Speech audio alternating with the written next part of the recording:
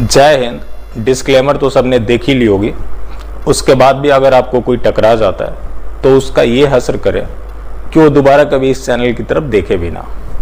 तो शुरू करते हैं चमचों की राजमाता से, जो कि आगे अंधभक्तों के अब्बू जान या पिताजी जो भी कहते हो, नरेंद्र मोदी के बारे में भी बात करेंगे और हिंदुओं के मुखौटे वाले जिहादी संगठन आरएसएस के बारे में भी बात करेंगे। तो शुरू करते हैं चमचों की राजमाता से।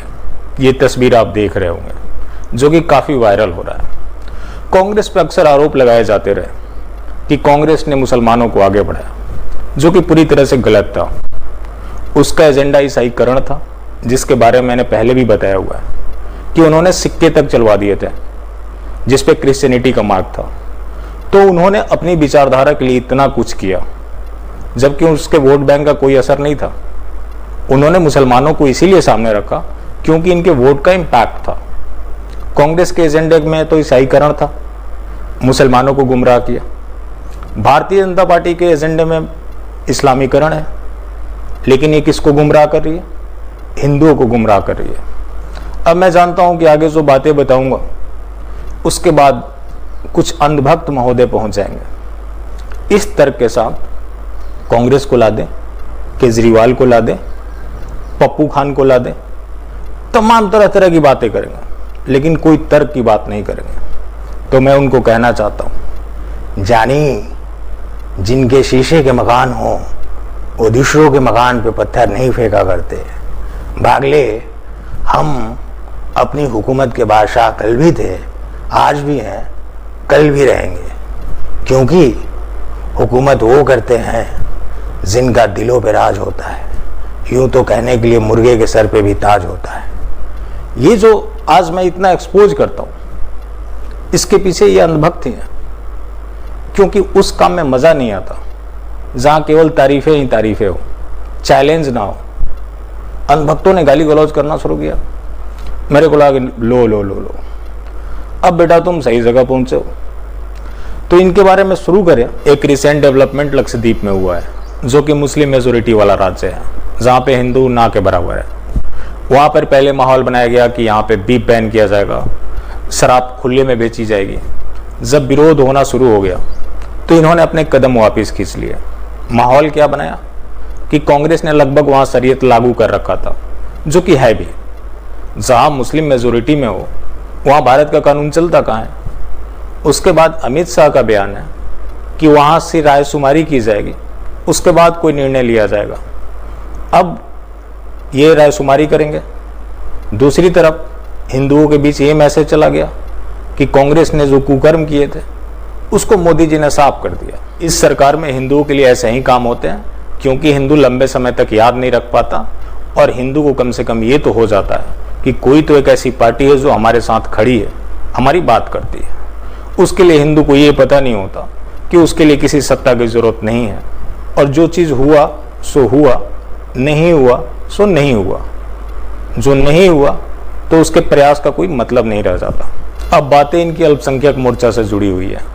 रिसेंटली इन्होंने अल्पसंख्यक मोर्चा का लिस्ट जारी किया है, जिसमें किसी जैन का नाम नहीं है, किसी बौद्ध का नाम नहीं है, किसी सिख का नाम नहीं है, एक क्रिश्चियन का नाम जरूर है, बाकी सारे के सारे मुसलमान हैं। उसमें दो नाम बड़े चौंकाने वाले हैं। साबिर अली, जो कि पहले जेडीयू के सांसद हुआ करते थे, एक बार दिल्ली के प्रदेश अध्यक्ष भी रहे। उनको इन्होंने पार्टी में दोबारा शामिल किया है।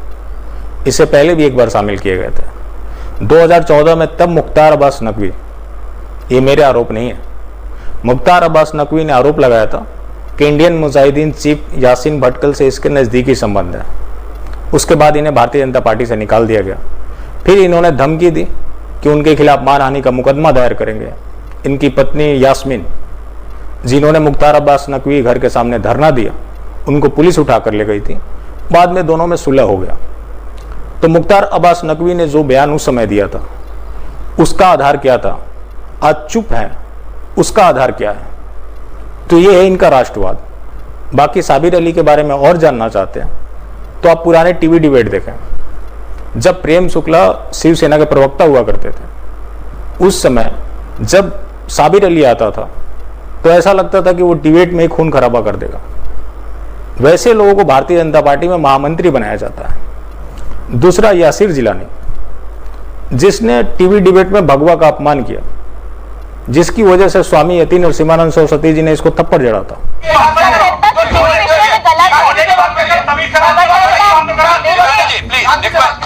अरे देखिए, ये बात तो ये क्या है? क्या बात करा दूं? चोले में क्या बात करा दूं? चोले के क्या कहेगा तू? चोले में क्या बात है? तो ऐसे लोग आज भारतीय जनता पार्टी में शामिल किए जा रहे हैं। ये शामिल कराने वाले कौन लोग हैं? आरएसएस के लोग। आरएसएस के लोग जो राहत शिविर कार्य चला रहे हैं, वो किसके लिए अकाउंटेबल है? उन्हीं मोमिनों के लिए। आज हालात ये बन गए कि ये सफाई देते फिर रहे हैं। इनके जितने फोटोज आते हैं, ये किसी ना किसी जिहादी को मदद कर रहे होते हैं। आज हालात ये बन गए कि एक जगह एक सामान हो और दो लोगों की ज़रूरत हो, एक जिहादी हो एक हिंदू हो, तो सबसे पहले जिहादी को बुला कर दिया जाएगा और इनके बराबर ऐसे ट्वीट आते रहते हैं। तो ये है आरएसएस की हालत। अब मैं इनके बारे में बातें क्यों करता हूँ? क्योंकि हिंदू कन्फ्यूज़न में है। एक तो जो जाहिल है, जैसे मदरसा छाप होते हैं उसी टाइप का, उससे तो मेरा कोई सवाल नहीं है। लेकिन बहुत लोगों को आज भी लगता है कि हमारे लिए कुछ बड़ा करने वाला है। जब प्रणब मुखर्जी आरएसएस की शाखा में गए थे, उस समय मोहन भागवत ने क्लियरली कहा कि आरएसएस हिंदुओं का संगठन नहीं है। फिर भी आज हिंदू किसका संगठन मानता है? कि आरएसएस हिंदुओं का सबसे बड़ा संगठन है। आज उसी का परिणाम है कि हिंदुओं के साथ कहीं भी कुछ भी अत्याचार हो, वहाँ आरएसएस चुप रहता है और ऐसे ऐसे लोगों को प्रमोट किया जा रहा है। उसके बाद भी आपसे सवाल ना किया जाए। सवाल करना क्यों ज़रूरी है? जो तथाकथित माइनॉरिटी है, उनके लिए 50 पार्टियां हैं। एक हिंदुवादी पार्टी है जो कि जिहादियों के लिए अकाउंटेबल है, तो हिंदुओं की 2-4 पार्टी क्यों नहीं हो सकती? क्या कि गठबंधन की सरकार बन जाएगी? बार्गेनिंग होना शुरू हो जाएगा? हम तो चाहते हैं कि बार्गेनिंग हो। बार्गेनिंग होगा तभी हिंदू हितों की बात होगी। और इस देश में एक हिंदू पार्टी की ज़रूरत है, जिससे इस फर्जी हिंदू पार्टी को डर बना रहे हैं। जो सवाल करते हैं कि मोदी का विकल्प क्या है? चलो तुम 10 साल तक गुलामी कर लोगे, उसके बाद तुम किसकी गुलामी करोगे? क्योंकि जो ये लोकतंत्र है, नंबर का खेल है, और जहाँ हिंदू माइनॉरिटी में आ जाता है, वहाँ ये लोकतंत्र संविधान काम नहीं करता। उसके लिए आपको आगे एज्यूम करने की ज़रूरत नहीं है। जहाँ जहाँ जिहादी मेजोरिटी में, वहाँ देखे कि हालात क्या है। उसके बाद भी आपकी आंख नहीं खुलती, तो आप टेंशन ना लें।